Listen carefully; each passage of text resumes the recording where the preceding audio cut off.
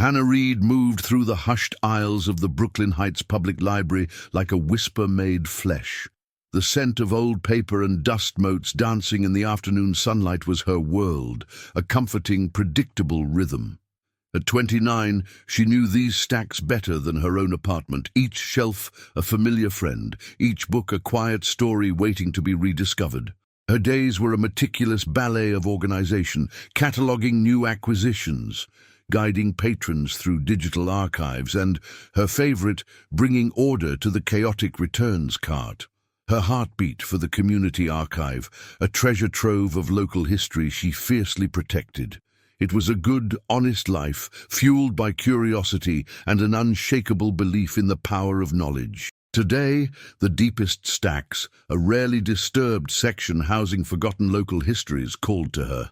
A cart, laden with oversized folios, clattered softly as she pushed it, the wheels singing a low, mechanical tune. The air grew cooler here, thicker with the scent of aging parchment. She reached for a weighty, leather-bound volume on municipal reports, her fingers brushing against something cold and hard, tucked between its pages. It wasn't a bookmark. Hannah pulled it out, her brow furrowing.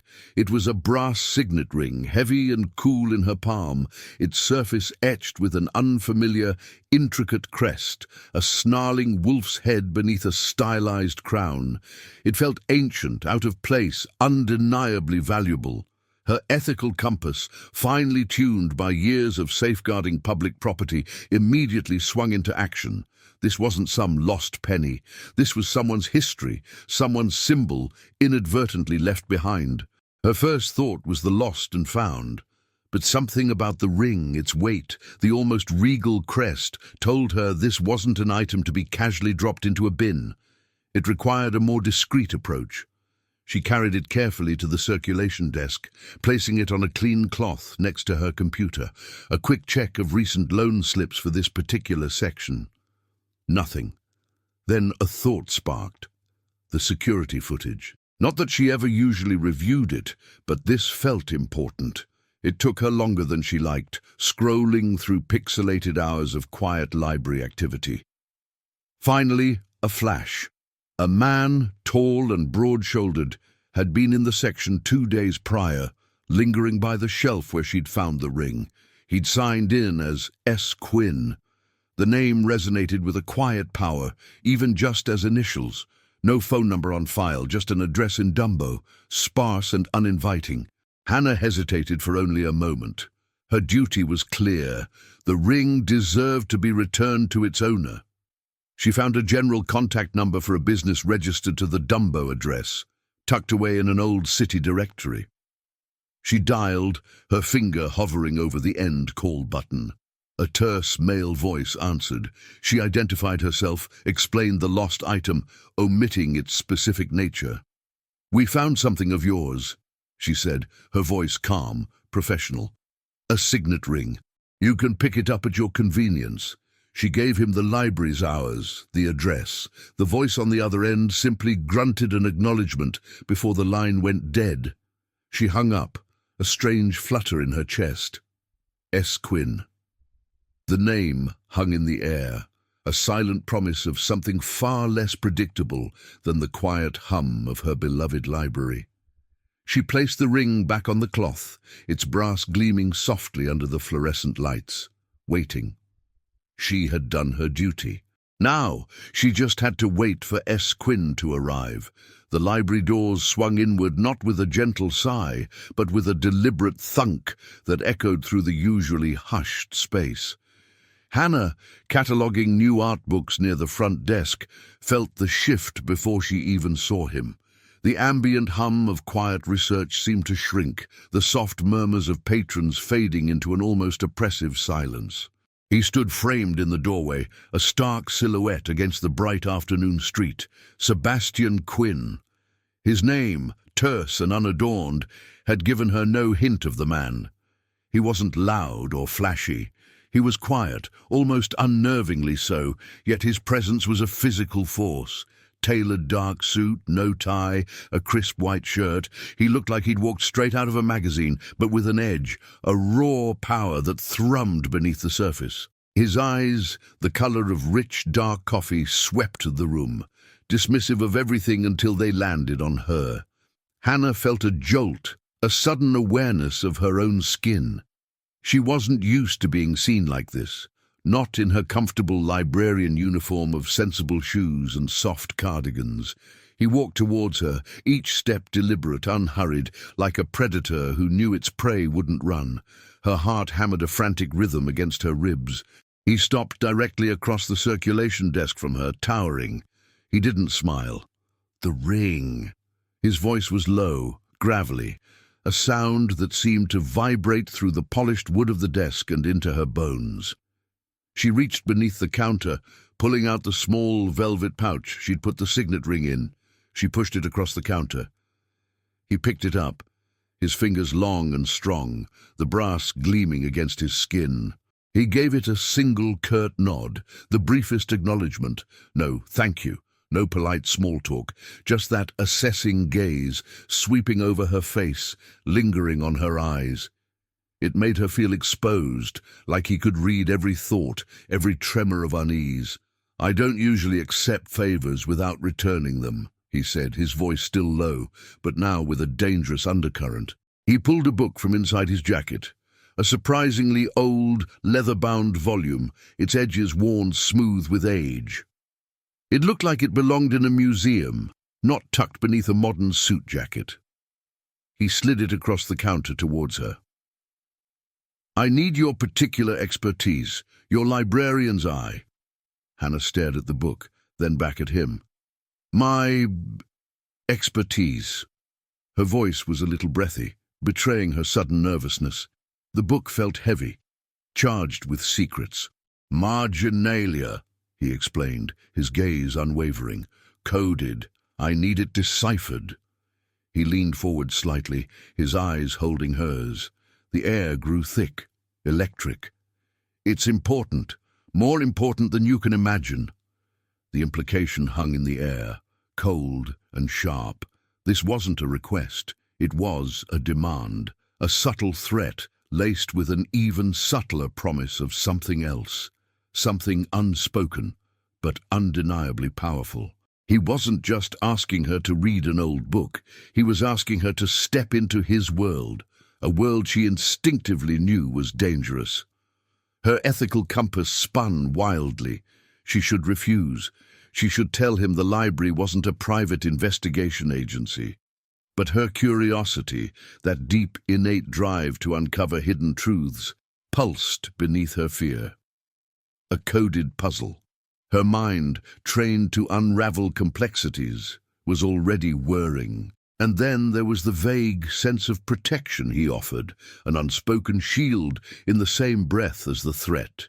It was insidious, intoxicating. I can't compromise the library," she managed, finding her voice, a small flicker of defiance in her eyes. It was her non-negotiable term. This place, her sanctuary, would not be touched. He considered her, a shadow playing across his features. A corner of his mouth twitched, almost a smile, but not quite. Agreed. The single word was a binding contract, solemn and absolute. He pushed the ancient book a little further towards her, its worn leather warm against her fingertips. "When can you start?" Hannah looked at the book, then at his intense, unyielding gaze. She was a librarian, she solved puzzles, she protected her community. This felt like a dangerous extension of both. She took a deep breath, the scent of old paper and new danger filling her lungs. "Tomorrow," she said, her voice firmer this time. "I'll need a quiet place and a few days at least to assess it." He nodded, a barely perceptible movement. "Understood." He turned to leave, his powerful presence receding with each deliberate step. The library doors closed behind him with the same resonant thunk, leaving the silence feeling heavier, more watchful. Hannah stood frozen, her hand still resting on the ancient book. The quiet hum of the library returned, but it was different now, tainted. Her world, once so orderly, had just collided with his, and she had a chilling feeling it would never be the same again. The marginalia waited, a silent invitation to a very different kind of story. Hannah chose a small, unassuming coffee shop not far from the library, its worn brick facade blending into the Brooklyn street. She arrived early, the ancient book tucked into a canvas bag, its weight a constant reminder of the decision she'd made. A knot tightened in her stomach. This was a deviation from every rule she lived by, every ethical line she'd drawn. Yet, the puzzle of the marginalia called to her, a siren song only a librarian could truly understand. Sebastian Quinn arrived precisely on time, sliding into the booth opposite her as if he'd been there all along. He didn't order anything, just watched her with those dark, unreadable eyes. The coffee shop, usually a cheerful hum of chatter, seemed to dim around him, his presence sucking the oxygen from the room. Hannah felt her pulse quicken, a strange mix of fear and something else, something akin to exhilaration. She pulled the heavy book from her bag, placing it carefully on the scarred wooden table between them. Its leather groaned softly. "I've started," she said, her voice steady despite the tremor in her hands. "It's not a simple cipher, there are layers." He leaned forward, his gaze fixed on the open page, not on her. "Show me." Hannah pointed to the cramped, elegant script scrawled in the margins. The base language is an archaic form of Italian, mixed with Latin, but the code, it uses a substitution based on specific page numbers from other texts. And some symbols I've identified as alchemical, or perhaps Masonic. She'd spent the entire night poring over it, a frantic energy driving her. Sebastian listened, his expression unwavering. He pulled a small silver pen from his jacket pocket, smooth and sleek, and handed it to her. "For your notes." It wasn't a gift, she knew, but a tool for his work. She took it, the cool metal strangely comforting in her hand. For hours they sat there, the quiet tension between them thick enough to taste. Hannah worked, her brow furrowed in concentration, tracing the symbols, cross-referencing mental libraries of historical texts. Sebastian watched, his silence more powerful than any words. He occasionally pointed to a specific character, an unexpected insight that made her pause, making her wonder how a man like him knew such things. "This phrase here," she murmured, tapping the page with the silver pen. "It repeats, 'The serpent's coils guard the golden egg.'" She'd found it in 3 different sections. It's a metaphor, clearly. But for what? He finally spoke, his voice a low rumble. "Power, money, a secret worth killing for." The bluntness of his words sent a shiver down her spine, chilling her to the bone. This wasn't just a puzzle, it was a map to something lethal. She felt the leash tightening, the silent understanding that she was delving into a world far removed from dusty archives. Her freedom, her quiet, ordered life felt precarious. Yet, as she worked, the lure of the mystery, the intellectual challenge, was intoxicating. And beneath it all, a strange, undeniable comfort began to settle, a quiet assurance that his watchful presence meant she was safe, at least for now. He was dangerous, yes, but he was her dangerous. A few more hours passed. The coffee shop emptied, then refilled. Hannah pushed her hair back from her face, a faint smudge of ink on her cheek. "I think I've broken the first layer of the substitution cipher for these sections." She pointed to a series of lines. "It's pointing to a location, a specific address, I think, and a date, very old. And—" her breath hitched. "A name, not a person, a foundation, a trust." Sebastian's gaze sharpened, his dark eyes like obsidian. "A name?" "The Viridian Trust," she read aloud, piecing the fragments together. "It sounds innocuous, but the context, the coded references to hidden channels and harvesting, it doesn't feel innocent." Her fingers trembled slightly as she underlined the words. He reached across the table, his hand brushing hers as he gently guided her finger to another line.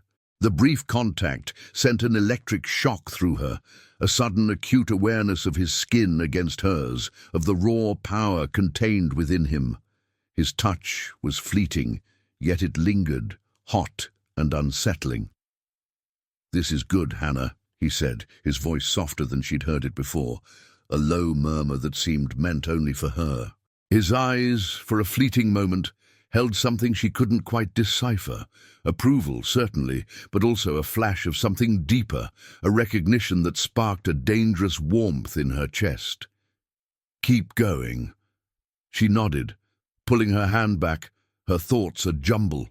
The code was unraveling, but so was her world. She was falling deeper into his shadow, a dangerous game where the stakes were higher than she could have ever imagined. And a part of her, a reckless, curious part she hadn't known existed, was thrillingly, terrifyingly alive. Hannah felt it in her bones before Sebastian even spoke the words. The coffee shop, once a discreet haven, had become a surveillance point. A car with tinted windows had cruised past twice, too slowly. A man in a too-clean hoodie had sat at the counter watching them. The air around them crackled with an unspoken tension, a danger that had nothing to do with lukewarm lattes. Sebastian's jaw was tight, his dark eyes scanning the room, sharper than ever. "This isn't working, Hannah." His voice was low, a dangerous rumble. "You're exposed. The work is too sensitive." Her stomach plummeted. She knew what was coming. Her quiet defiance from their first meeting, her insistence on her terms, felt like a distant memory. He wasn't asking. He was stating a fact. "I've arranged a workspace," he continued, his gaze locking with hers. "Secure, private, everything you need."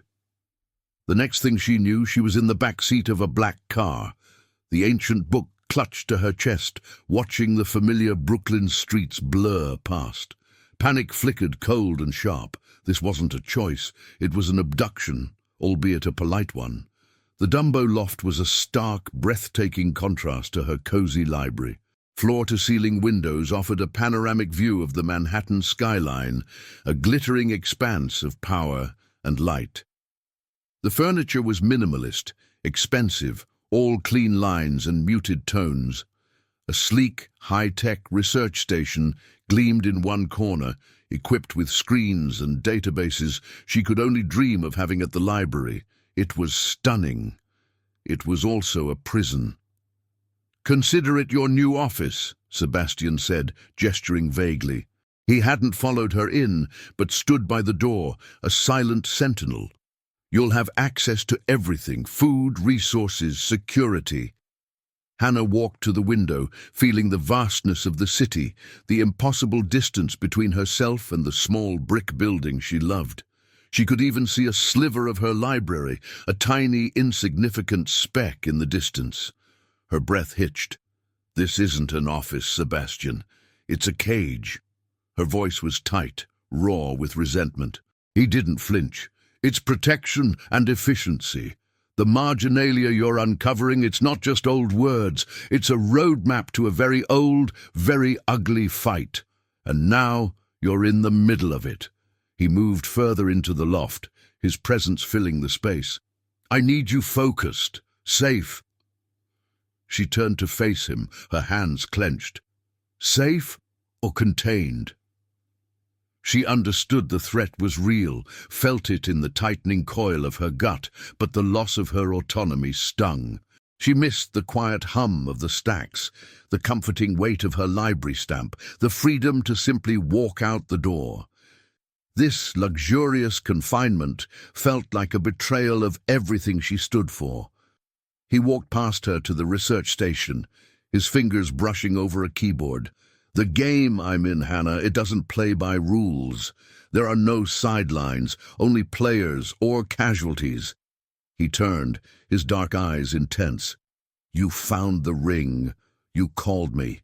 You chose to engage." He wasn't wrong. The bitter truth of it made her stomach clench. "I chose to return a lost item," she retorted, a flicker of her old fire returning. "I didn't sign up for this." She gestured around the opulent room. "What exactly is this game, and what does this Viridian Trust have to do with it?" He watched her, a slow, assessing look. "The Trust is a very deep root, Hannah. Siphoning away what belongs to the city, to its people. It's been doing it for decades. My code, such as it is, doesn't allow for that. Not near schools, not from kids." His voice hardened. "You're helping me cut it out." He offered no further details, no names, but the conviction in his tone was absolute. He was a man of dark pragmatism, driven by his own twisted set of morals, and she, a quiet librarian, was now an unwilling pawn in his righteous, dangerous war. Hours passed. She worked, the sophisticated equipment making her research both faster and more unsettling. The marginalia began to reveal more. Snippets of financial ledgers, coded names that hinted at powerful figures. She resented the confinement, but a part of her, the curious ethical part, acknowledged the undeniable safety his presence offered. The puzzle was too compelling, the implications too vast, to turn away now. Later, as the city lights glittered like scattered diamonds, Sebastian unexpectedly offered a brief reprieve. "The bridge," he said, his voice quiet. "You can see everything from there." It wasn't freedom, not truly. His men were shadows, discreetly positioned, their watchful eyes a constant reminder. But standing on the Manhattan Bridge, the cold night air whipping her hair, seeing the sprawling beauty of her city, her library a tiny beacon across the water, she felt a strange, tense peace. He stood beside her, his proximity a warm, solid anchor in the vastness. He didn't speak, just watched the city, his profile etched against the night sky. In that moment she resented him, feared him, but also felt an undeniable dangerous pull towards the man who had caged her, yet somehow made her feel safer than she ever had before. The golden cage might be closing, but the view and the man beside her were intoxicating. Days bled into nights within the gilded cage of the Dumbo loft. Hannah worked with a furious intensity, the sophisticated equipment Sebastian had provided making her research frighteningly efficient. The marginalia, once a cryptic puzzle, was now bleeding information, revealing a chilling tapestry of financial jargon, shell corporations, and coded names. It was dry, cold data, yet each deciphered line sent a shiver down her spine. The Viridian Trust was no benign entity. It was a parasitic network, its tendrils reaching deep into the city's coffers. She pushed away from the glowing screens, her eyes aching, her mind buzzing with the implications. Sebastian was a constant, silent presence. He didn't watch her constantly, but she always felt his awareness, a subtle weight in the air. He moved through the loft with the quiet grace of a predator, making calls in a low voice she couldn't quite decipher. His dark suits a stark contrast to the gleaming modernity of the space. Her resentment at her captivity still simmered, but it was now laced with a growing, unsettling fascination. He was a mystery she was compelled to unravel, even as he held her captive. Finally, she had enough. She gathered her findings, a stack of printouts covered in her meticulous notes, and approached him. He was standing by the panoramic window, his back to her, looking out at the glittering expanse of the city. Her city. "Sebastian," she began, her voice sharper than she intended. He turned, his dark eyes instantly locking onto hers, intense and unyielding. She held up the documents. "These aren't just shell corporations. These are funds being siphoned, rerouted, and the coded names? They're connected to school endowments, community projects, children." His expression remained unreadable, but a subtle tension tightened his jaw. "Go on. What exactly is this favor, Sebastian?" she demanded, pushing the papers across the sleek table between them. "You told me you needed my librarian's eye." You didn't tell me I'd be uncovering a conspiracy that's actively stealing from vulnerable institutions, from kids. What kind of game is this? Her heart hammered, a frantic drum against her ribs, but she held his gaze, unwilling to back down. He walked to the table, his powerful frame looming over her. He picked up a document, his long fingers tracing a line of her deciphered text. "My code, Hannah," he said, his voice low, gravelly. "I told you. No drugs near schools. Protect librarians, protect kids. This trust. It violates all of it. It's poison in the city's veins. It has to be cut out." The words resonated with a strange, undeniable force. Her ethical compass, which had been spinning wildly since he'd entered her life, suddenly found a true north in his dark declaration. He might operate in shadows, use methods she couldn't condone, but his core principle, as twisted as it seemed, aligned with her own civic duty. It was a dangerous common ground. "You said protect librarians," she whispered, testing him. "Does that extend to the staff at my library? The archives?" His eyes narrowed, a silent warning. Always. The single word was a binding promise, solemn and absolute. "And what happens when this trust is exposed?" she pressed, pushing her boundaries further. "Who are these people? What are we walking into?" She needed more than vague assurances. She needed to understand the true depth of the danger, the names behind the coded jargon. He watched her, a slow, assessing look. He hadn't expected her to push this hard, this fast. "Discretion, Hannah," he said, his voice dropping to a near whisper. "It's a weapon. Knowing when to speak and when to hold your tongue can be the difference between winning and losing, between life and death." It was a test of her loyalty, her ability to operate in his world without compromising her values. "Truth is my weapon," she countered, her chin lifting, "and I don't compromise on it. Not for you, not for anyone." She held his gaze, a silent challenge passing between them. The tension in the room was palpable, a live wire humming with distrust, fear, and something else. A raw, undeniable attraction that sparked every time their wills clashed. A flicker of something crossed his face, a fleeting hint of admiration. He picked up one of her documents, a printout of a ledger with her library stamp neatly applied to the corner, a stark symbol of her world invading his. "You're good, librarian," he murmured, a rare, almost imperceptible curve to his lips. "Very good." He pulled up a chair beside her at the research station, leaning close. The scent of his expensive cologne, a hint of something dark and masculine, filled her senses. "Show me everything, every connection, every name, every detail you've found on this Viridian trust." He pointed to a specific line in the marginalia. "We'll build the case piece by piece, together." Hannah felt a jolt, a sudden, electric surge.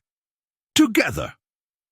The word hung in the air, a strange, powerful affirmation. They were two vastly different worlds, colliding in the pursuit of a dangerous truth. She still feared him, still resented her golden cage, but in that moment, bent over the glowing screens, their shoulders almost touching, she felt an undeniable, shared purpose. She was no longer just a librarian deciphering a puzzle. She was an ally, and Sebastian Quinn, the man who had stolen her freedom, was becoming an unspoken partner in a fight that was now irrevocably hers. Hannah's fingers flew across the keyboard, the endless data streams blurring into a dizzying pattern of numbers and names. The Viridian Trust was no longer just an abstract puzzle. It was solidifying, revealing itself with chilling clarity. She had cross-referenced the coded accounts with public financial records, pulling up old budgets, donation lists, and tax filings. Each match, each confirmation, felt like a tightening knot in her chest. Then she saw it.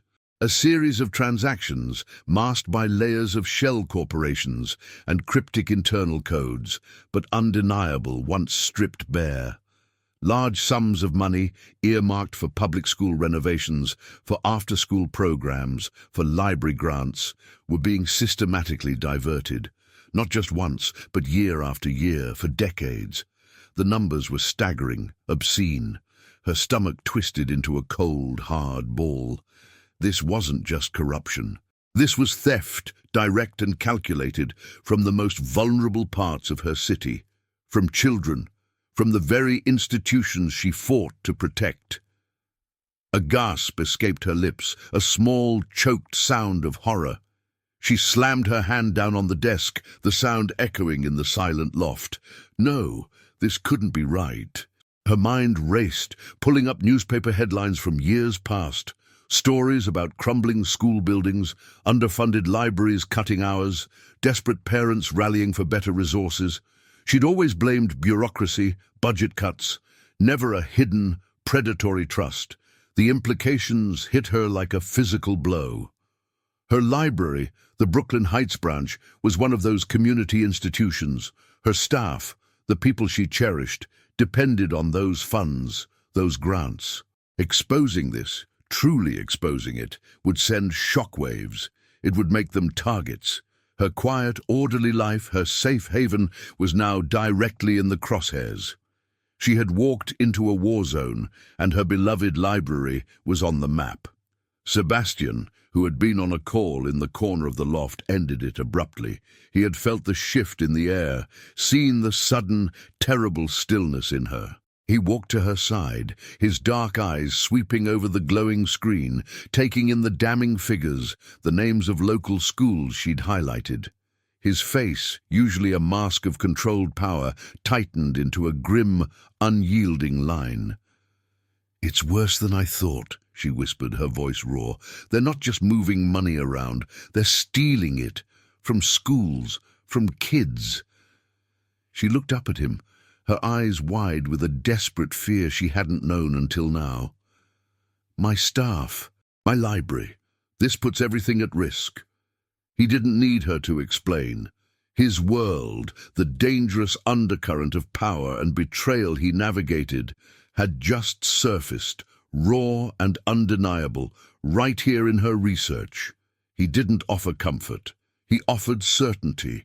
"I know," he said, his voice low, gravelly, resonating with a dangerous calm. "This is what they do. This is why it has to end." He reached out, his hand settling on her shoulder, a heavy, possessive weight that was less a tender gesture and more a statement of claim. He wasn't letting her go. He was pulling her deeper. A flicker of movement caught her eye. Two new men, built like brick walls, were now stationed by the loft's entrance, their presence less discreet than the usual shadows. Sebastian's world was no longer subtle. It was here, pressing in, making the luxurious loft feel less like a gilded cage and more like a fortress under siege. He hadn't just tightened security, he had thrown a shield around her, one that felt both suffocating and undeniably necessary. He turned from the screen, his gaze fixed on her. "They won't just let go of decades of stolen wealth. They'll fight. And you, Hannah, are now holding the blueprint to their downfall." His voice was devoid of emotion, a cold, hard fact. The stakes just went through the roof. She swallowed, her throat suddenly dry. The chill of his dangerous existence, once a distant concept, was now a tangible thing wrapping around her, a cold promise of violence and retribution. She had found the truth, and with it a horrifying realization. Her quiet bravery had just signed her name onto Sebastian Quinn's most dangerous ledger. Hannah barely slept. The damning evidence of the Viridian Trust replayed in her mind, a relentless loop of stolen funds and shattered community hopes. Her horror had curdled into a cold, determined anger. She worked through the night, fueled by strong coffee and a fierce protectiveness for her library, for the kids whose futures were being plundered. The loft, once a luxurious cage, now felt like a nerve center, humming with a tense, anticipatory energy. The two new guards, silent and imposing, were a constant reminder of the danger pressing in. She was staring at a complex financial flowchart she'd just completed, connecting the dots from the trust to shell corporations to specific high-ranking city officials when the alarm blared. Not a fire alarm, but a sharp metallic screech from the loft's exterior sensors. It ripped through the quiet, making her jump, her heart leaping into her throat. Before she could even register the sound, Sebastian was there, a dark blur of motion. He moved with a speed that belied his controlled demeanor. He didn't look at her, his eyes already fixed on a small screen near the entrance, displaying a grainy night vision feed of the street below. A black SUV, its windows tinted, was parked directly across from the building. Two figures, obscured by shadows, were attempting to breach the entrance to the adjacent, unoccupied building. They weren't subtle. This wasn't a warning. It was a test, a probing attack. "Stay away from the windows," Sebastian barked, his voice sharp, devoid of his usual low rumble. He was already on his phone, issuing terse, rapid-fire commands in Italian. His men, the two guards, moved with practiced efficiency, taking up positions, their hands on concealed weapons. The air vibrated with raw, immediate threat. Hannah pressed herself against the wall, her breath catching in her throat. This was real, not implied violence, but actual, tangible danger. The cold dread that had settled in her stomach since yesterday morning solidified into pure, unadulterated fear. Her hands trembled, her carefully constructed world shattering around her. The incident was over almost as quickly as it began. A series of shouts from downstairs, the screech of tires, and then silence. Sebastian ended his call, his face grim. They're gone. Just a probing attack, testing the perimeter. His eyes finally met hers, and in their depths she saw a chilling clarity. "They know we're close, Hannah. They know you're the one putting the pieces together." He walked towards her, his presence a dark, overwhelming force. He didn't touch her, but his proximity felt like a physical embrace, both suffocating and protective. "You can't stay here," he said, his voice softer now but with an unshakable finality. "It's too hot. I'll send you away, out of the city, somewhere safe, until this is over." The thought of leaving, of abandoning her work, abandoning the truth she had unearthed, made a surge of defiance ignite within her. She shook her head, her jaw setting. "No." Sebastian's brow furrowed. "Hannah, this isn't a negotiation. This is for your safety. They won't hesitate." "And what about the truth?" she countered, stepping forward, her fear battling with her resolve. "I'm the one who knows it. I'm the one who's unraveling their whole rotten scheme. If I leave, who continues this? Who protects the library when I'm gone?" Her mind flashed to the school funds, to the faces of the children she saw every day. Her knowledge wasn't just power, it was a responsibility, one she wouldn't shirk. He watched her, his expression a complex mix of frustration and something akin to reluctant admiration. Just then, his phone buzzed again. He answered, listened for a moment, and his jaw tightened further. "The library," he murmured, the name a dark curse on his lips. Hannah felt a fresh wave of ice wash over her. "What about the library?" she demanded, her voice shrill with sudden panic. He ended the call, his gaze meeting hers, grim and resolute. "Another attempt. Someone tried to force entry. My men were already there. They scared them off." He didn't elaborate, but the unspoken words hung heavy in the air. Her sanctuary, her safe haven, had been targeted. The line between her world and his had not just blurred, it had been violently erased. "This isn't just about money anymore, Hannah," he said, his voice low, filled with a dangerous edge. "This is about a debt, an old, festering wound that needs to be cauterized. They're coming for you, and for everything you've uncovered."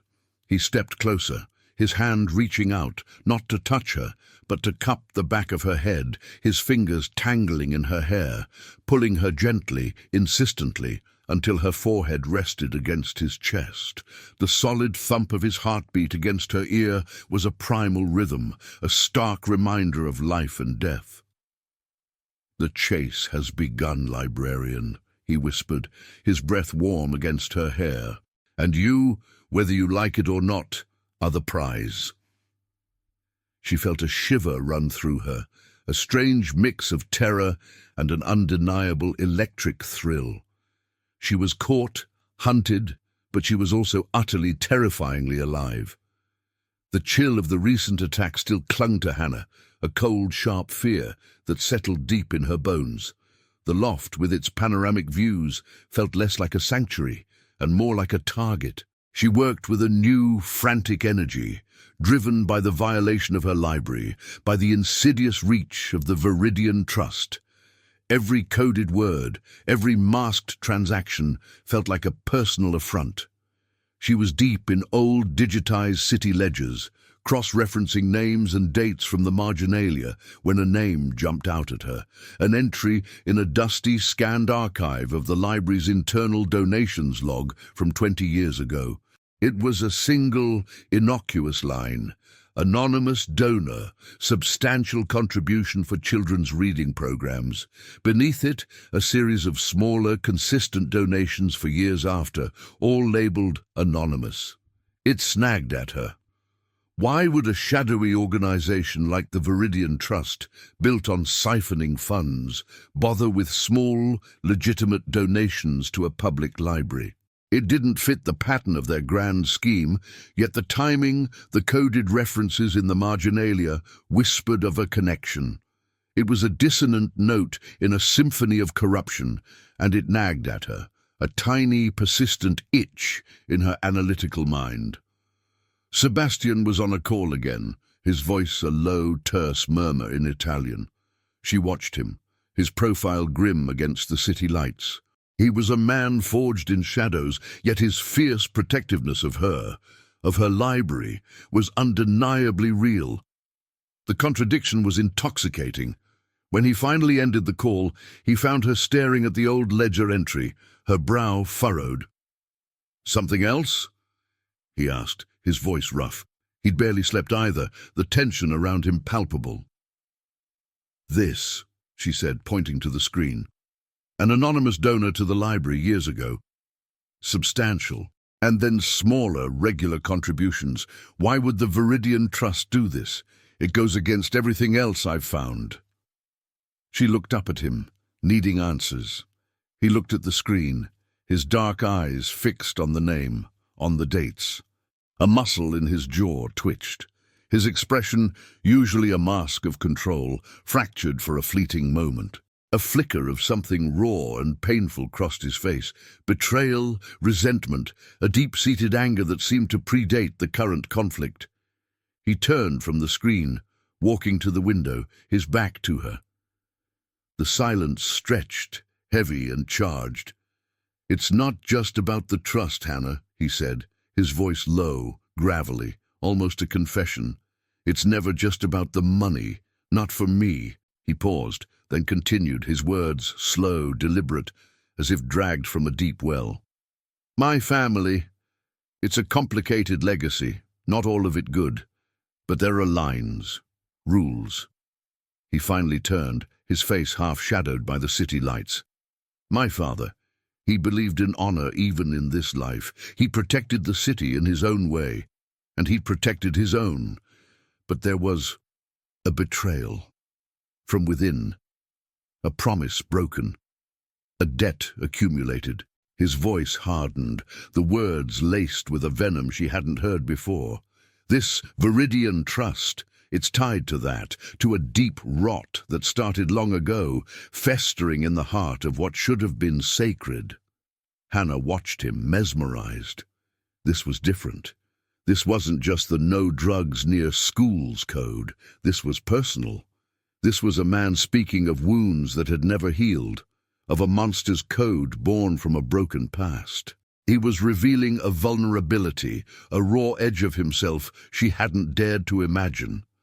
"My code," he continued, his eyes burning into hers, "is to clean up the mess, to cut out the poison, to honor the promises that were betrayed, to protect what should have been protected in the first place."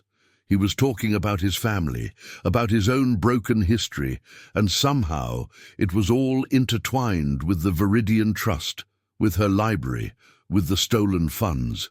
The air thrummed with the weight of his words, with the echo of a long-ago betrayal. She still feared the darkness he carried, the implied violence in his world. But in that moment, seeing the raw pain beneath his guarded exterior, a fragile understanding began to bloom. He wasn't just a powerful, dangerous man. He was a man driven by a code, however dark, however twisted, to right a deeply personal wrong. His protection, once a gilded cage, now felt like a shield against a ghost from his own past, a ghost that was now threatening her sanctuary. He wasn't just guarding her, he was guarding a part of himself, a part of his legacy. And in that shared vulnerability, in the shadow of his monster's code, a new, tentative layer of trust began to solidify between them. She was no longer just his captive, she was his confidant, standing with him on the precipice of a very old, very dangerous war. The last attack, the violation of her quiet library, had solidified something cold and hard inside Hannah. Fear was still a constant companion, a knot in her stomach, but it was now overshadowed by a fierce, protective resolve. She wouldn't be sent away. She wouldn't abandon her post, not when her knowledge was the only weapon against this insidious corruption. She had seen Sebastian's monster's code, his deep-seated wound, and it had forged a strange, dangerous alliance between them. She spent a day locked in her thoughts, fueled by a relentless stream of coffee, meticulously outlining her strategy. When she finally approached Sebastian, he was standing by the research station, reviewing a series of encrypted messages on a tablet. His presence, as always, was a silent, powerful anchor in the vast loft. "We can't just go in guns blazing," she stated, her voice steady despite the tremor in her hands. She pushed a printout of a complex flowchart she'd drafted across the gleaming tabletop. "They'll bury it. They'll discredit us. We need to build an undeniable case, something that stands up in the light." He looked up, his dark eyes sharp, assessing. "Your plan, librarian?" "My plan," she affirmed, tapping a pen against her diagram. "We use my knowledge, my librarian's eye.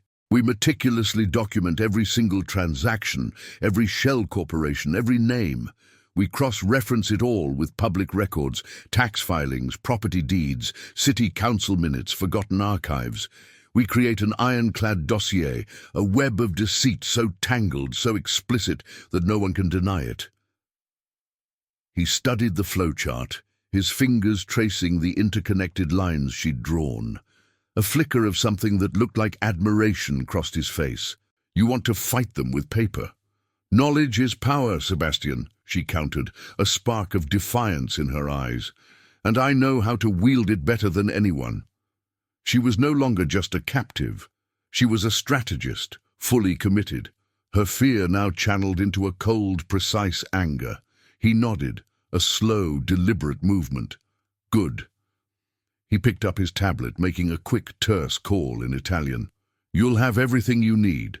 Secure databases, access to restricted government servers, encrypted communication channels. My network will gather any physical intel you require to confirm your findings. Names, addresses, corporate filings, whatever you mark, we'll get it." The loft transformed. It became a war room, humming with controlled chaos. Hannah sat at the central research station, a spider at the heart of an ever-expanding web. Spreadsheets blossomed across multiple screens, linking the Viridian Trust to offshore accounts, to legitimate-looking charities, to the campaign funds of surprisingly prominent figures. She built intricate network diagrams, tracing the flow of stolen school funds through a labyrinth of false fronts. Each node she mapped, each connection she verified, was a small victory, a tightening of the noose. Sebastian was a constant presence beside her, an unwavering shadow. He wasn't just providing resources, he was actively collaborating. He would point to a name, a date, a subtle inconsistency, offering insights into the darker machinations of their world that she could never have gleaned from her books. His understanding of the players, of the subtle power dynamics, was terrifyingly accurate. He was still a man of shadows, but in this shared pursuit, bent over the glowing screens, their shoulders occasionally brushing, he felt like a partner. "This Greenwood Holdings," she murmured, highlighting a series of transactions. "It looks like a legitimate real estate firm, but the money always flows into the Viridian Trust, never out. And the owners, they're listed under multiple aliases." Sebastian leaned closer, his scent, dark, expensive, and subtly dangerous, filling her senses. "Greenwood is a front, owned by the Castellanos. Old money, old power. They've been milking this city for generations." His voice was a low growl, the name heavy with contempt. The sheer scale of the deceit was breathtaking. She saw how the siphoned school funds were laundered, then invested, generating more wealth for the corrupt, creating a seemingly endless cycle of theft. She saw the faces of the children who would never get those new textbooks, the struggling families who would never see that community center built. Her resolve hardened further. Hours bled into days, marked only by the shifting light outside the panoramic windows.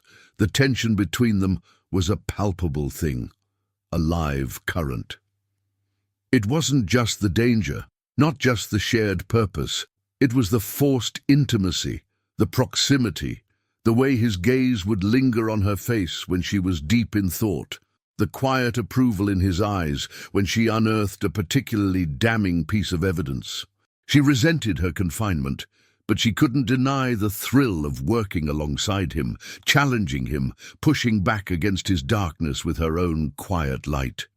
"It's all here," she finally said, late one night, her voice hoarse, her finger tracing a final line on a sprawling map of connections. "The Viridian Trust, the Castellanos, the politicians, the money, it's all connected, a complete, undeniable web of deceit." She looked up at him, exhausted, triumphant and terrified. "It's enough to bring them down."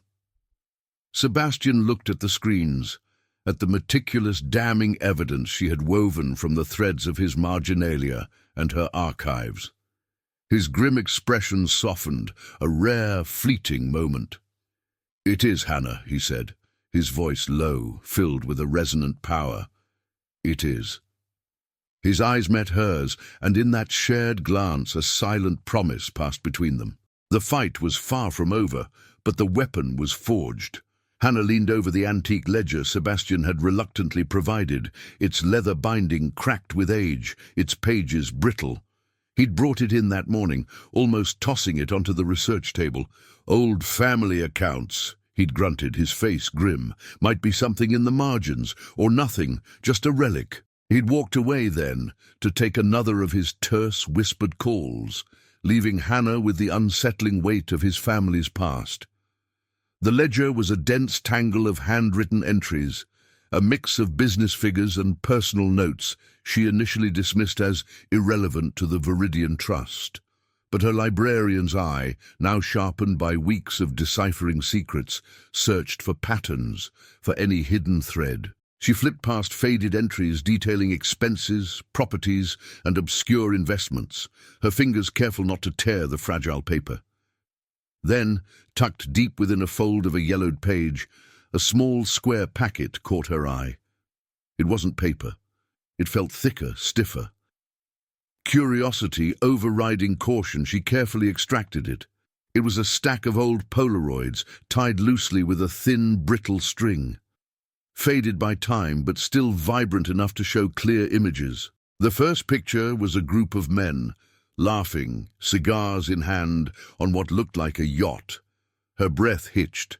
She recognized two of them instantly, the cold-eyed men from the grainy security footage, the ones Sebastian had identified as the Castellanos, the family behind the Greenwood Holdings front, the very people siphoning school funds. Her heart began to hammer, a frantic drum against her ribs. She flipped to the next picture. The same men, but this time another figure was among them, younger, his arms slung casually around one of the Castellanos. He had Sebastian's eyes, Sebastian's jawline, a ghost of Sebastian's intense gaze, but softer, more reckless, a wider, unburdened smile. It couldn't be. Hannah felt the blood drain from her face, leaving her cold. This was Sebastian's brother, the brother Sebastian had spoken of as a betrayal, a wound, but implied was long gone, a figure of the past. He was alive, and he was clearly not just alive, but intimately connected to the very people Sebastian was trying to dismantle. She shuffled through the remaining Polaroids, more pictures of the brother, always with the Castellanos. In one, he was standing in front of a building that looked suspiciously like the Brooklyn Heights Library, a knowing smirk on his face. And then it clicked. The anonymous donor from the old ledger, the one that had nagged at her. It wasn't the Viridian Trust as an entity, it was him, Sebastian's brother, secretly bankrolling the library, a perverse gesture, a hidden insult, while simultaneously working with the crew, actively draining the city. The weight of the betrayal hit her with stunning force. This wasn't just a rival, this was Sebastian's own flesh and blood, a ghost who was not only alive but actively working against him, using the city's institutions as pawns. The game was far more personal, far more brutal than she had imagined. Sebastian returned then, his footsteps silent, his presence a sudden, heavy shadow behind her. "Anything worthwhile in that museum piece?" he asked, his voice low. Hannah didn't answer. She couldn't. Her hand trembled as she held up the stack of Polaroids, fanning them out for him to see. Her gaze met his, wide with shock, with the terrible truth. He looked down, his eyes sweeping over the faded images, the casual smiles of the Castellanos, and then his brother's face, alive, laughing, with them. The air in the loft seemed to crackle, to thicken into something suffocating. Sebastian's composure, usually an impenetrable fortress, shattered. His body went rigid, every muscle tensing. A low, guttural sound tore from his throat, a raw, primal noise of pure, unadulterated rage and pain. It was the sound of a wounded animal, a man betrayed to his very core. He snatched the Polaroids from her hand, his fingers crushing the delicate images. He didn't look at her, his eyes fixed on the face of his brother, a lifetime of suppressed emotion warring on his grim features. His jaw worked, a muscle pulsing violently. The dark pragmatist, the man of shadows, was gone, replaced by a man utterly consumed by personal devastation. Hannah watched him, mesmerized by the raw display of vulnerability. This was the monster's code laid bare, the deep, familial wound that had festered. He was a man of immense power, now utterly exposed, broken by the ghost he thought was dead. Her own fear was momentarily eclipsed by the intensity of his pain. Could she trust him? This man, whose own family had betrayed him so profoundly, so cruelly. The lines between right and wrong, between victim and perpetrator, blurred into a terrifying mess. He was a monster, yes, but a monster with a surprising, savage code of honor for his city, now bleeding from a wound inflicted by his own blood. Sebastian finally looked at her, his dark eyes burning, a furious inferno that threatened to consume her. "He's alive," he rasped, the words thick with venom. "My brother. He's alive." The name was a curse, a promise of retribution. The game had just changed, irrevocably. And Hannah, holding the secrets of his broken family, was standing right in the middle of it. The revelation of Sebastian's brother, alive and orchestrating the very corruption they sought to dismantle, had ripped through Hannah like a physical blow. The initial shock had given way to a cold, hard clarity. This wasn't just a fight against a faceless entity. It was a brutal family vendetta, played out with the city's children as collateral damage. It made Sebastian's grim focus, his relentless pursuit, suddenly terrifyingly personal. She'd watched him that night, after the Polaroids. He hadn't slept, hadn't moved from the window for hours, a statue carved from rage and betrayal. The air around him had crackled with a silent, simmering violence. Hannah had given him space, her own mind churning, processing the layers of deceit. She still felt a primal fear of the darkness he carried, but now it was tinged with an unsettling empathy. He was a man deeply wounded, fighting a ghost who walked among the living. By morning, a new resolve had settled over them both. The shock had passed, replaced by a steely determination that hummed between them, a dangerous, unspoken current. "He knows we're onto him," Hannah stated, pushing a fresh stack of meticulously organized printouts across the gleaming research table. Her voice was calm, utterly professional, despite the tremor in her hands. "The attacks on the library, the attempts here, they were meant to scare us off, to make us back down, but now, with him involved, he'll be thinking steps ahead." Sebastian nodded, his dark eyes fixed on the documents. The raw pain from last night had receded, replaced by a cold, strategic glint. He always did, thought he was smarter than everyone. His voice was low, laced with a venomous edge. "He won't expect this kind of exposure." "Exactly," Hannah affirmed, tapping a pen against the most recent printout. It was a summary, a damning overview of the Viridian Trust structure, its beneficiaries, and the precise amounts siphoned from school funds.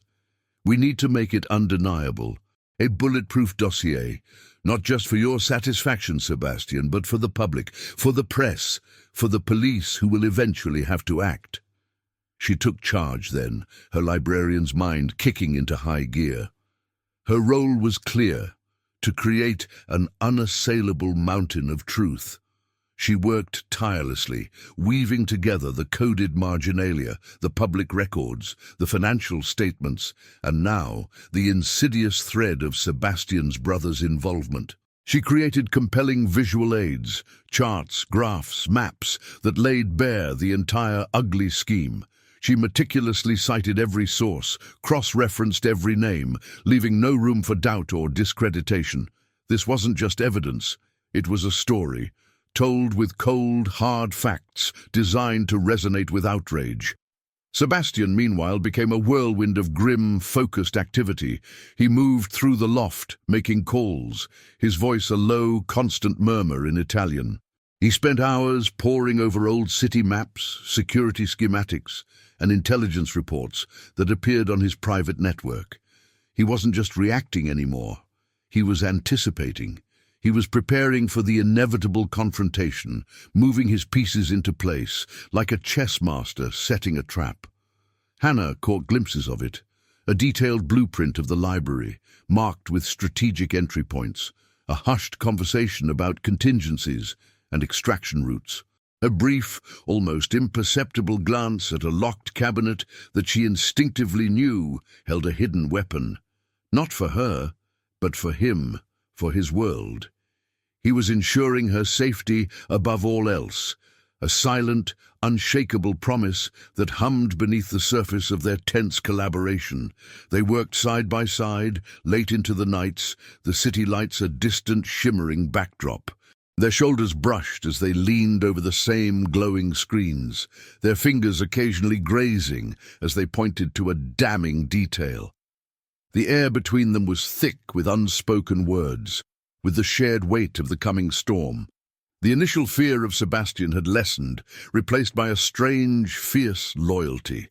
She saw him not just as a dangerous man, but as a man fighting for a twisted justice, protecting what he believed in, even if his methods were shadowed. "This is it," Hannah announced one morning, her voice hoarse with exhaustion, but vibrant with triumph. She pushed a thick, leather-bound binder across the table, its cover emblazoned with a simple, elegant title, The Viridian Trust, a comprehensive exposé. Inside, every piece of evidence was laid out, documented, and cross-referenced.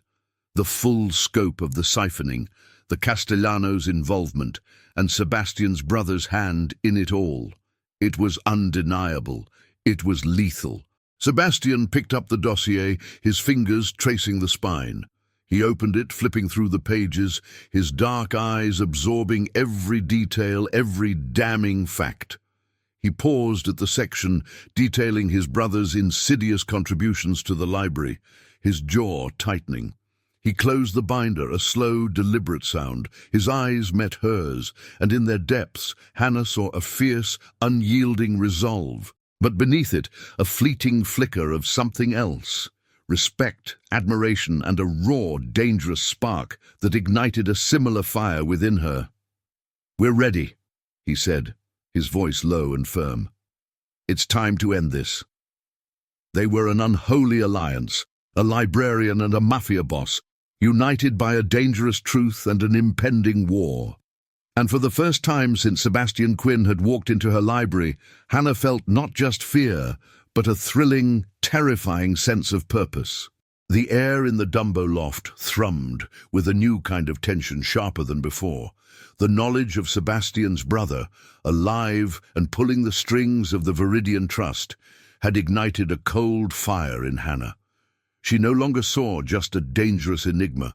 She saw a man fighting a deeply personal war, and she was irrevocably entwined in it. They had forged the weapon, the damning dossier. Now it was time to wield it. "He'll anticipate us," Hannah said, pacing the length of the loft, her mind racing. "He'll expect a direct assault, a public exposé. We need to make him think he has the advantage, lure him out." Her voice was tight with a mix of adrenaline and a chilling strategic clarity she hadn't known she possessed. Sebastian watched her, his dark eyes like polished obsidian, assessing. "Your idea, librarian." "A leak," she stated, stopping abruptly in front of him. "A calculated one, something that suggests we're closing in, but that we've missed a crucial piece, a vulnerability he thinks he can exploit." She thought of the brother's smirk in the Polaroids, the arrogance Sebastian had spoken of. "He'll think he's outsmarted us. He'll come to finish it." He considered her, a faint, almost imperceptible curve to his lips. "What piece?" Hannah pointed to a section in the dossier, a complex diagram of the trust's money laundering operations. A minor account, seemingly legitimate, a small, untraceable transfer point that looks like an oversight, a loose end he thinks he's hidden. They would feed it through an anonymous encrypted channel, making it appear as if an internal source was betraying Sebastian. Sebastian nodded, a slow, deliberate movement. He'll see it. He'll think it's his chance to cut off the head of the snake before it bites. He made a quick, terse call in Italian, his words clipped, precise. The trap was set. The next 24 hours were a blur of intense, focused preparation. Hannah reviewed the dossier again, every page, every citation, anticipating every possible counter-argument, every loophole the Viridian Trust might try to exploit. She felt a profound sense of ownership over the truth contained within those pages, sealing the final compiled documents with her library stamp, a stark, defiant symbol of her world invading his. Sebastian, meanwhile, moved with a controlled ferocity. He and his men were a symphony of quiet, deadly efficiency. She saw maps spread across tables, marked with strategic points, escape routes, and contingency plans. She overheard hushed conversations about perimeter security, about signal jammers, about leaving no traces. His world, raw and violent, was preparing for war. One evening, as the city lights began to prickle the deepening twilight, Hannah found Sebastian in a quieter corner of the loft, his back to her. He was meticulously cleaning a gun, its dark metal gleaming under the soft light. It was sleek, deadly, a stark contrast to the scholarly tools she usually handled. Her breath caught in her throat. He felt her presence and slowly turned, the gun still in his hands. Their eyes met across the space. The silver gleam of the weapon, the hard, unyielding line of his jaw, the dark intensity of his gaze, it all spoke of the brutal reality of their situation. Her stomach clenched with fear, but beneath it, a strange, undeniable current sparked between them.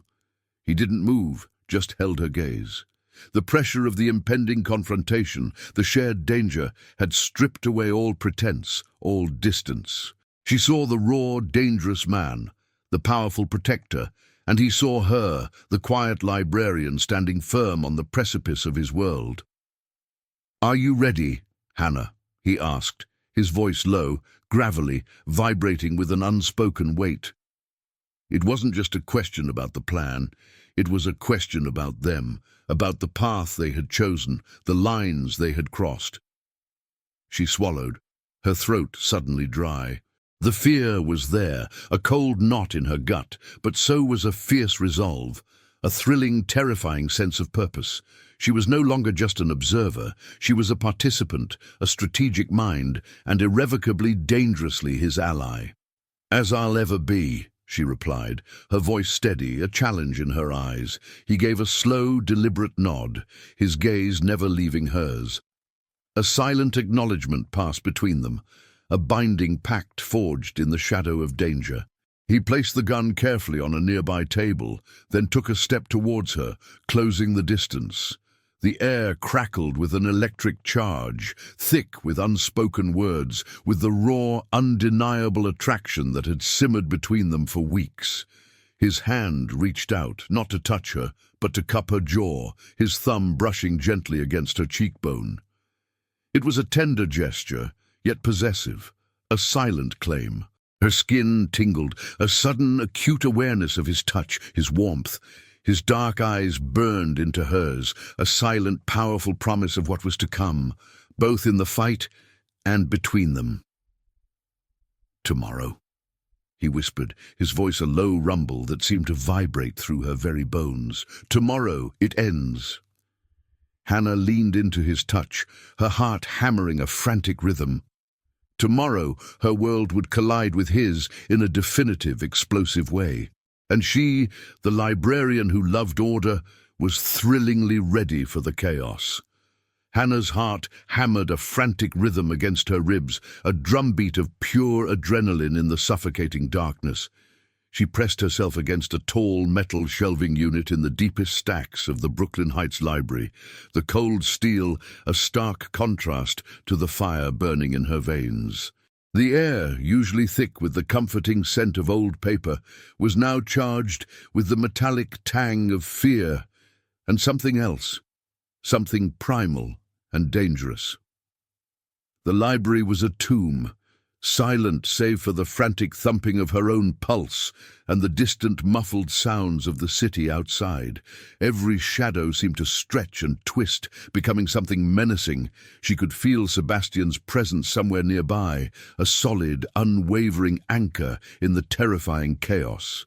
He had positioned her here, deep within the archives, surrounded by the very knowledge they were fighting to protect. His men, silent as ghosts, were also in position, guarding the perimeter, their movements imperceptible. Their primary directive, he'd told her, was her safety and the security of the dossier. Then a sound, not a thunk, not a sigh, but a soft, deliberate click from the front doors, followed by the faint scrape of shoes on the polished marble floor. They were here.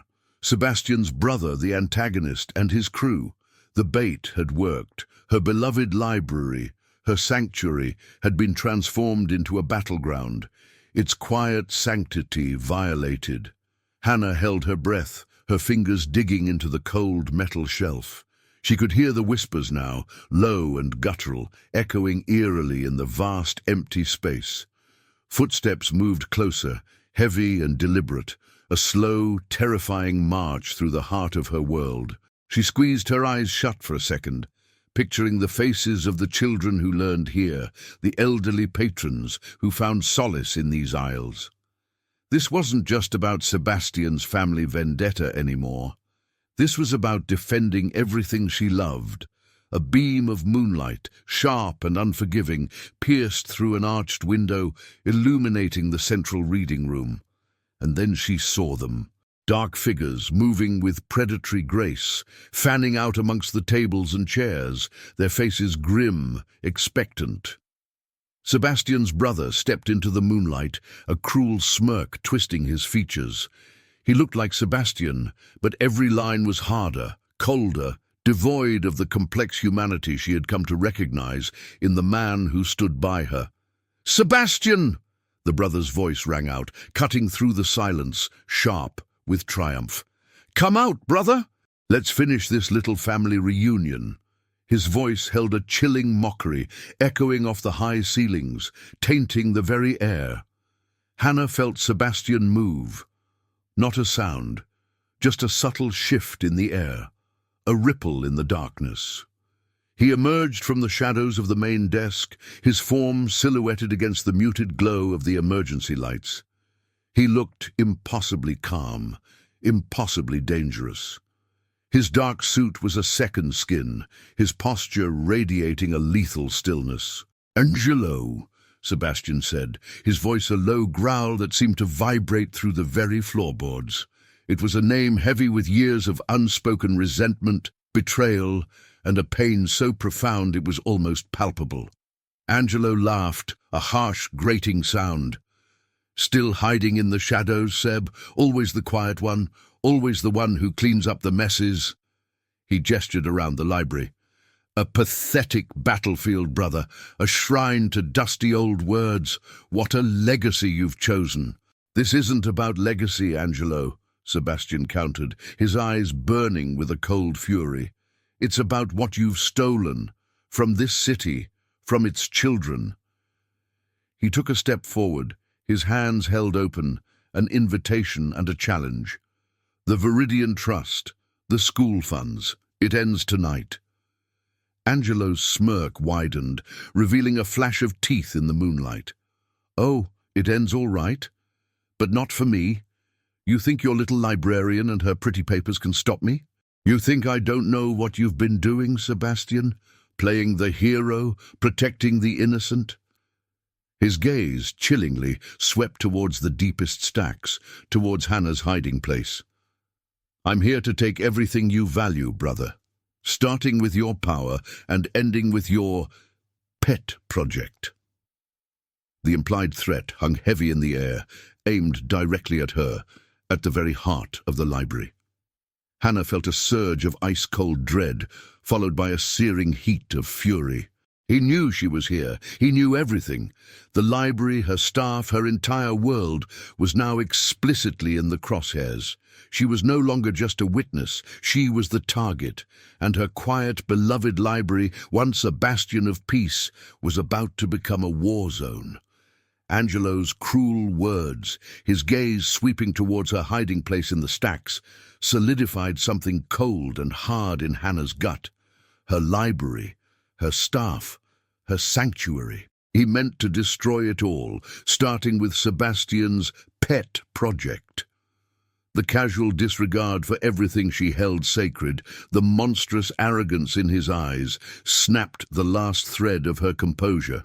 Fear dissolved into a white-hot surge of protective fury. This wasn't just Sebastian's fight anymore, it was hers. Her hand, trembling only for a second, reached out, not for a book, but for the stark red box affixed to the metal shelving beside her, the fire alarm. It was against every rule, every instinct of preservation, but the rules of this night had been rewritten by blood and betrayal. She didn't hesitate. Her palm slammed against the glass cover, shattering it with a sharp, unexpected crack. The piercing, incessant wail of the alarm ripped through the hushed library, a violent assault on the silence. The red strobe lights began to flash, painting the vast, echoing space in frantic pulses of crimson. chaos erupted. Angelo's men, startled and disoriented, stumbled, shouting, their guns briefly forgotten as they clutched at their ears. Angelo himself spun around, his cruel smirk replaced by a mask of furious confusion, his eyes searching wildly for the source of the deafening blare. But Hannah wasn't done. In the blinding, pulsating light, she lunged for the small, discreet satchel she'd hidden behind a stack of old atlases. Her fingers fumbled for the familiar weight of her laptop, already prepped, already open to the encrypted broadcast interface. Her heart hammered, a frantic, desperate rhythm, urging her faster. She knew Sebastian's men were still in position, ready to act, but this was her move, her truth. With trembling but determined fingers, she found the button. Broadcast now. The screen flared, a dizzying array of data, charts and damning photographs of the Viridian Trust, of Angelo's face among the Castellanos. It streamed out, a silent, undeniable torrent of truth, directly to the waiting reporters, to the news outlets, to the world. She had sealed every document with her library stamp, a defiant symbol of her ownership of this truth. And now it was unleashed. Sebastian, confronting his brother in the center of the reading room, froze. He'd heard the alarm, seen the chaos. He knew. His head snapped towards the deepest stacks, his eyes, even in the flashing red light, finding hers. He saw the laptop screen, the undeniable act of defiance, the truth she had just set free. Angelo saw it too. His face contorted with rage, his gaze following Sebastian's, landing on Hannah on the glowing screen. "You little bitch!" he snarled, raising his gun, aiming directly at her. But Sebastian was faster. "No!" he roared, a primal sound of fury and absolute command. He didn't hesitate, didn't look at his brother. His eyes were locked on Hannah, on the danger. He moved, not towards Angelo, but a subtle, almost imperceptible hand signal to his men. "Stand down." It was an impossible choice. His brother, the culmination of years of festering betrayal, stood before him, ready to be taken down.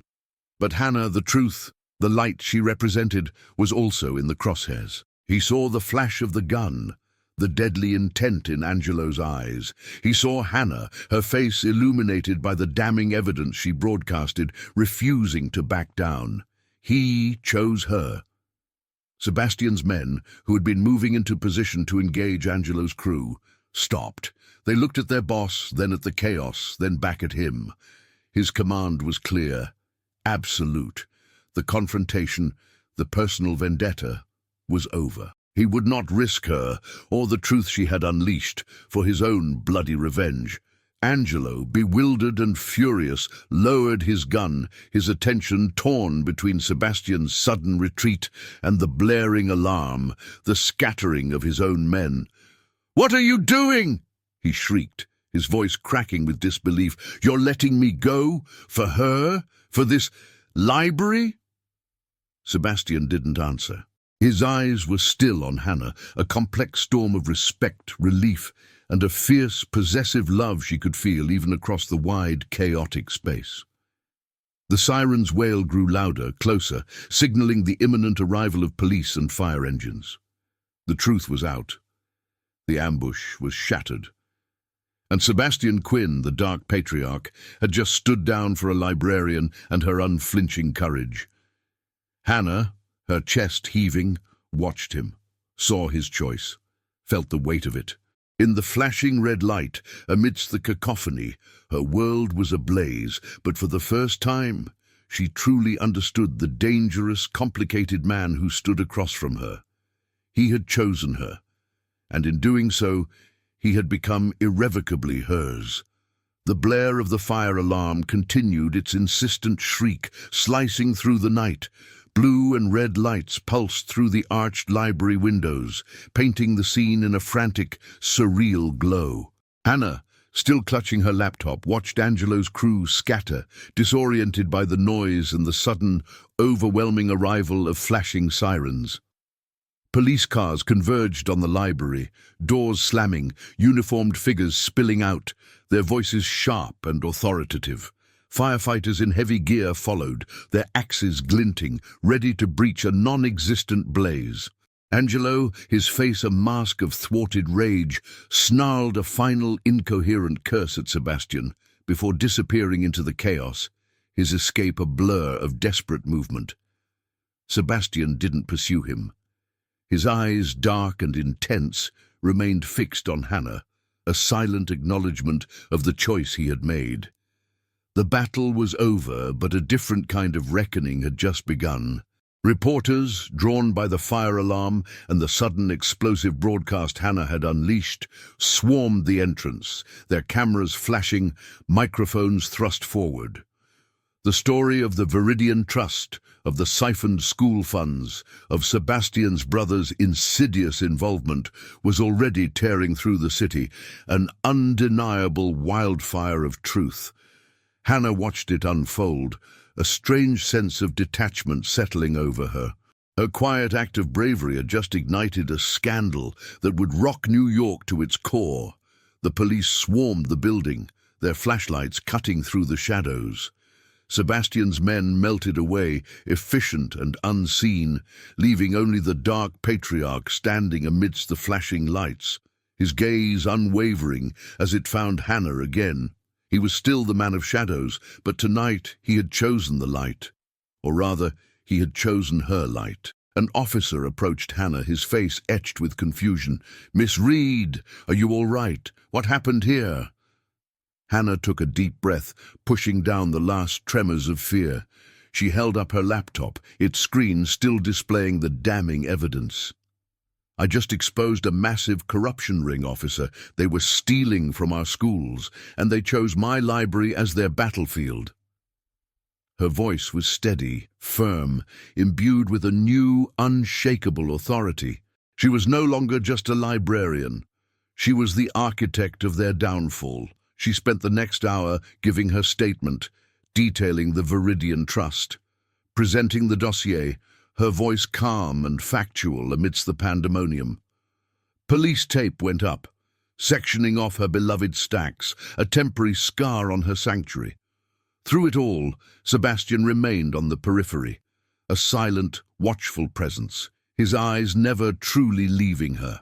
When the last officer had taken her statement, when the fire marshal had cleared the building, the library emptied, leaving only the two of them. The flashing lights outside still pulsed, but inside, a heavy, watchful silence had returned. Hannah walked towards him, her sensible shoes making soft echoes on the marble floor. Her heart still hammered, but it was no longer solely from fear. It was from the weight of what had happened and the terrifying, exhilarating knowledge of what it meant for them. "Angelo escaped," she stated, her voice quiet. Sebastian nodded, his jaw tight. "For now. He won't be able to hide forever, not with what you put out there." His eyes searched hers, a complex storm of emotions swirling in their depths. "You risked everything, Hannah. Your life, your library." "I know," she replied, meeting his gaze head-on. She felt the undeniable pull towards him, the dangerous attraction that had simmered between them for weeks, now blazing in the aftermath of their shared ordeal. He had chosen her over his own revenge, a profound act that had reshaped her understanding of him, but that didn't erase the lines. "This is my life, Sebastian," she continued, gesturing around the quiet, damaged library. "This is my community. I exposed the truth because it was the right thing to do, not for you, not for your family vendetta." She needed him to understand, truly understand, her boundaries. "I will not be a pawn in your world. I will not be caged, gilded, or otherwise." He listened, his expression unreadable, but a faint flicker of respect, of understanding, crossed his features. "I can't deny what we've been through," she admitted, her voice softer, a vulnerable thread woven into her resolve. "Or what I feel. You saved me tonight. You stood down for me. And for that I am grateful. More than grateful."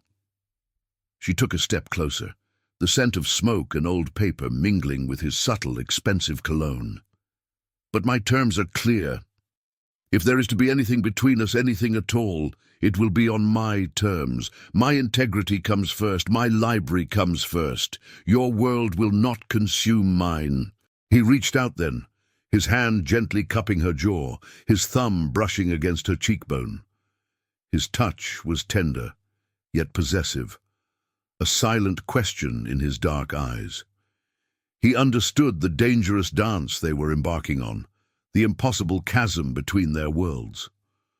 "Your terms," he murmured, his voice low, gravelly, vibrating with a profound acceptance she hadn't dared to hope for. "Understood. Always." It was a binding contract, solemn and absolute, a promise whispered in the quiet aftermath of war. His world would adapt, his world would respect her moral lines.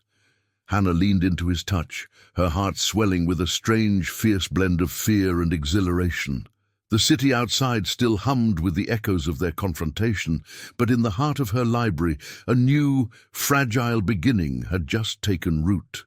Months later, the Brooklyn Heights Library hummed with a different kind of energy. The scars of that night had faded, replaced by fresh paint and gleaming new shelves.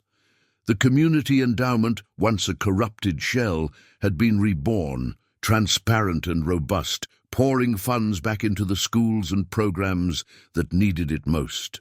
Hannah saw the proof every day. New computers in the children's section, vibrant after-school workshops, and a quiet buzz of optimism in the neighborhood. She knew Sebastian had been instrumental, working quietly behind the scenes to ensure the stolen wealth was recovered and properly allocated. His brand of redemption was subtle, unseen, yet deeply effective. Hannah herself had changed. The quiet librarian was still there, but now she carried herself with a new, quiet authority. She'd faced down a Mafia war, exposed a citywide corruption ring, and saved her library. The scent of old paper still comforted her, but now it was tinged with the invigorating scent of possibility, of a future she had fought for. Tonight, the library was transformed again, not into a battleground, but into an elegant ballroom for its annual fundraiser. Soft string music drifted through the air, mingling with laughter and the clinking of glasses. Fairy lights twinkled among the stacks, casting a warm, inviting glow. Hannah moved through the crowd, greeting patrons, her smile genuine. This was her victory, her thriving community. Then she felt him. A shift in the air, a subtle magnetic pull that made the hairs on her arms prickle. He stood in the arched doorway, a stark, powerful silhouette against the glittering city lights. Sebastian Quinn. He wore a dark, impeccably tailored tuxedo, a crisp white shirt, and no tie. He didn't belong here, yet he commanded the space as effortlessly as he did his own shadowed world. His dark eyes swept the room, dismissive of the chatter, the glittering decor, until they landed on her. Hannah's breath caught. Their relationship had evolved into a strange, compelling dance. It was a slow burn, built on the ashes of chaos, fueled by undeniable attraction and the clear, unyielding conditions she had set. He respected them. He sought her out, not to command, but to share, to observe. He found ways to bridge his world with hers, always careful to protect her values, her integrity. He walked towards her, his movements deliberate, unhurried, cutting a path through the elegant crowd. Her heart hammered, a familiar, thrilling rhythm. He stopped before her, his height towering, his presence a powerful anchor in the swirling room. "Librarian," he murmured, his voice a low, gravelly sound, meant only for her. There was a hint of a smile in his dark eyes, a warmth that rarely touched his lips. "Sebastian," she replied, her voice soft, a flush rising to her cheeks. She felt the undeniable pull, the electric current that sparked between them whenever they were this close. He offered his hand, his long, strong fingers extended. "May I have this dance?" It wasn't a question, not truly. It was an invitation, a silent challenge. Hannah hesitated for only a moment, her gaze searching his. She saw the respect there, the understanding of her boundaries, but also the raw, untamed desire that still burned beneath his controlled exterior. She placed her hand in his, her fingers tingling at his touch. He led her onto the small, makeshift dance floor, his hand settling at the small of her back, firm and possessive. The waltz began, slow and elegant. She wasn't a dancer, but he moved with a natural, powerful grace, guiding her effortlessly. She rested her hand on his shoulder, feeling the solid warmth of him, the barely contained power in his frame. "The library looks good," he said, his gaze sweeping over the thriving space. It was his subtle acknowledgement of her victory, of his part in it. "It's home," she replied, looking up at him. Their eyes met, and in that shared glance, 1,000 unspoken promises passed between them. Their story was unconventional, dangerous, forged in fire and betrayal. It wasn't a fairy tale, but it was profoundly real, a testament to quiet bravery and an undeniable, complicated love. He pulled her a fraction closer, his thumb brushing gently against her jaw. "And you, Hannah Reed," he whispered, his voice a low rumble. "You are its beating heart." She leaned into him, a subtle, knowing smile touching her lips. The library lights glittered around them, the music swelled, and in Sebastian's arms, Hannah knew her life would never be orderly again. It would be dangerous, exhilarating, and irrevocably, wonderfully hers. If you enjoyed the video, tell us where you're watching from and subscribe to the channel to keep up with our content.